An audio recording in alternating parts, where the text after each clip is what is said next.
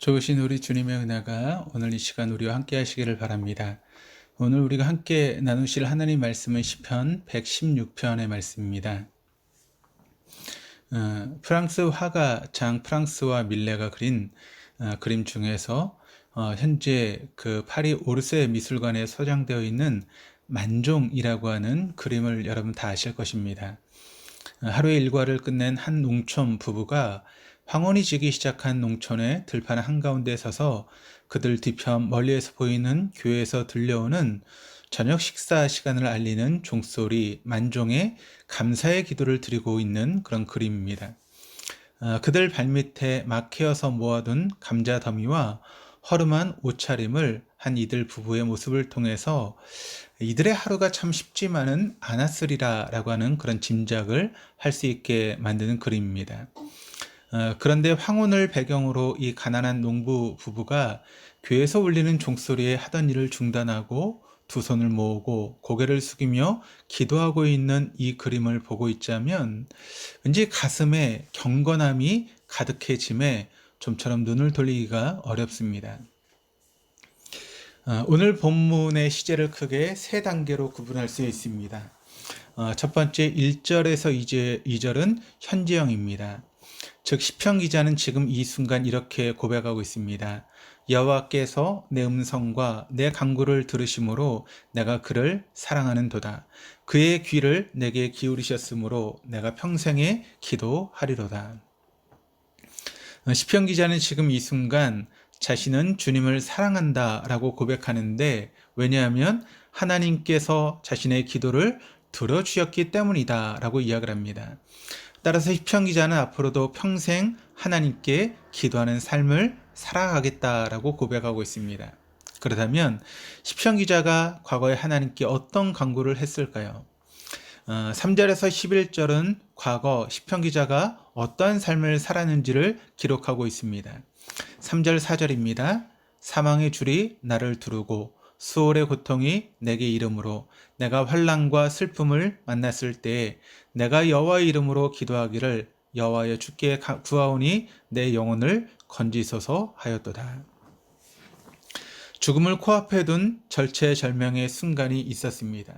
육체적인 질병으로 인한 고통이 그를 사로잡았습니다.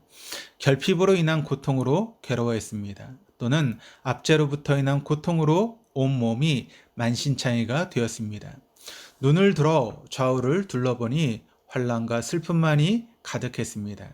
그러나 시편 기자는 이처럼 희망이라고는 전혀 보이지 않는 이 칠흑과도 같은 환난의 암흑 속에서 그는 그대로 좌절하지 않고 우리 하나님을 바라보며 하나님께 이 목숨을 구하여 주십시오라고 간구했다라고 고백합니다. 이처럼 절체절명의 순간 그리고 고통의 순간에 시편 기자가 하나님의 이름으로 하나님께 기도할 수 있었던 이유가 무엇이었을까요? 시편 기자가 하나님을 다음과 같은 분으로 인지하고 있었기에 가능했습니다. 시편 기자는 자신의 삶 속에서 5절 말씀을 보시면 여호와는 은혜로우시며 의로우시며 긍휼이 많으신 분이시고 또 6절에서는 여호와는 순진한 자를 지키시는 분이시기에 시편 기자가 어려울 때 자신을 구원해 주셨음을 경험했습니다. 삶이란 어찌 보면 매 순간 접하는 경험의 축적입니다. 산 연수에 비례하여 경험도 더 쌓이게 됩니다. 신앙생활 역시 우리가 하나님을 경험하며 사는 삶의 축적입니다.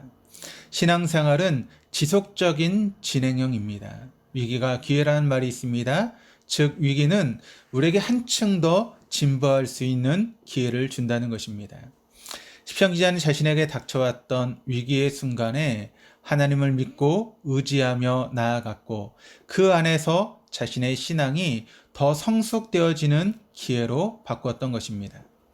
그가 이처럼 고통의 순간에도 하나님을 의지하며 나가는 자신의 이러한 행동에 사람들이 손가락질며 비웃을지라도 그는 하나님을 믿고 간구하며 나아갈 때 하나님은 그를 사망에서 건지셨고 그의 눈에서 눈물을 거두어 주셨고 그를 구원해 주셨습니다. 이같이 자신의 과거의 삶 속에 자신을 구원해 주신 하나님의 구원의 사역을 증거한 시편 기자는 그렇다면 이처럼 하나님으로부터 은혜를 입은 사람은 어떻게 살아가야 하는가를 다음에 12절에서 19절을 통해서 우리에게 가르쳐주고 있습니다. 첫 번째는 삶의 목표가 하나님께로 고정이 되어야 한다는 것입니다. 무엇보다 시편 기자의 삶의 목표가 12절의 말씀처럼 내게 주신 모든 은혜를 내가 여호와께 무엇으로 보답할까로 고정되었습니다. 그의 마음속에는 이제 자신을 구원해 주신 하나님을 향한 감사함이 가득합니다. 또 13절 14절 말씀을 보시면 내가 구원의 잔을 들고 여호와 이름을 부르며 여호와의 모든 백성 앞에서 나는 나의 서원을 여호와께 갚으리로다. 복음의 선포, 즉 전도가 우리의 삶의 일부분이 되어야 합니다.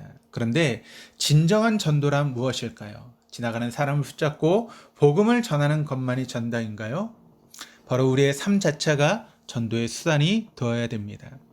하나님의 말씀을 내 삶 속에 접목시켜 그 말씀대로 살아가는 삶 자체가 사람들을 향한 가장 강력한 전도의 수단입니다.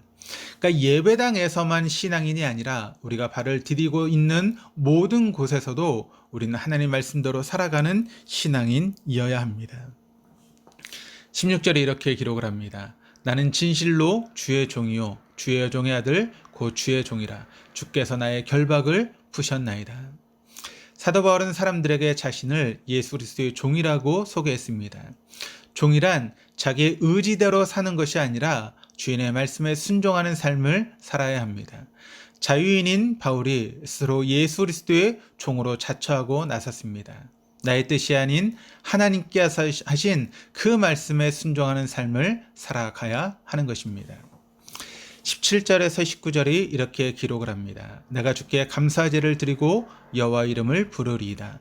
내가 여호와께 서원한 것을 그의 모든 백성이 보는 앞에서 내가 지키리로다. 예루살렘아 내 한가운데에서 곧 여호와의 성전 뜰에서 지키리로다. 할렐루야.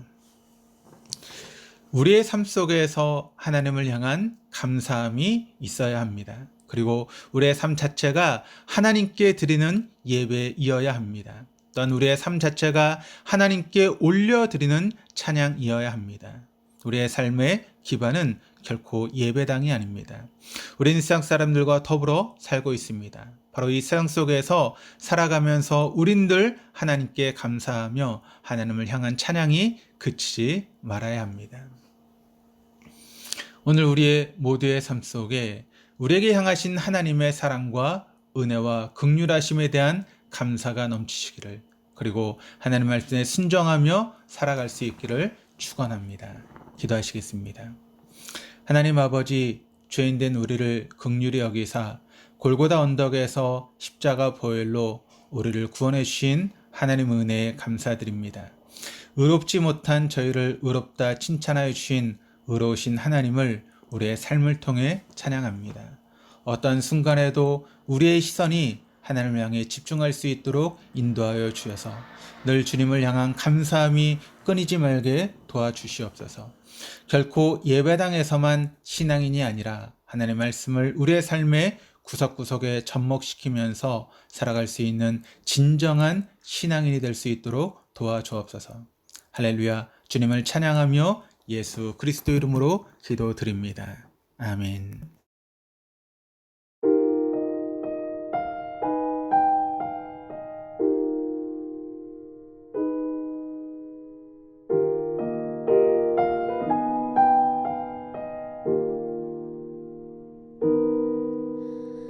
이 세상을 살아가는 동안에 나의 힘을 의지할 수 없으니 기도하고 낙심하지 말 것을 주께서 참 소망이 되심이라. 주의 길을 걸어가는 동안에 세상의 것 의지할 수 없으니 감사하고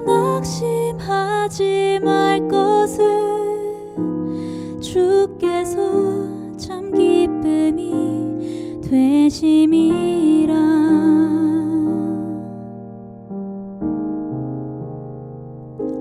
하나님의 꿈이 나의 비전이 되고 예수님의 성품이 나의 인격이 되고 성령님의 권능이 나의 능력이 되길 원하고 바라고 기도합니다.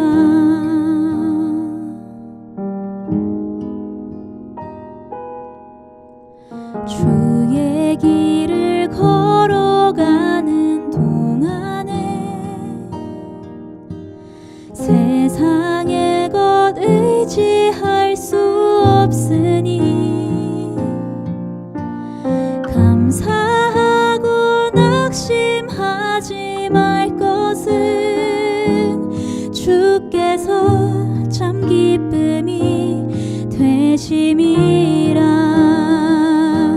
하나님의 꿈이 나의 비전이 되고 예수님의 성품이 나의 인격이 되고 성령님의 권능이 나의 능력이 되길 원하고 바라고 기도합니다. 하나님의 꿈이 나의 비전이 되고 예수님의 성품이 나의 인격이 되고 성령님의 권능이 나의 능력이 되길 원하고 바라고 기도합니다.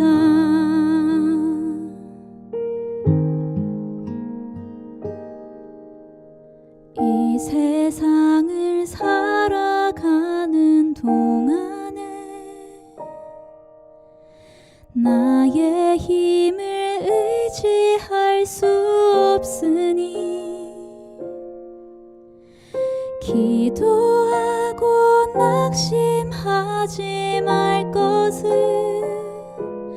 주께서 참 소망이 되심이라.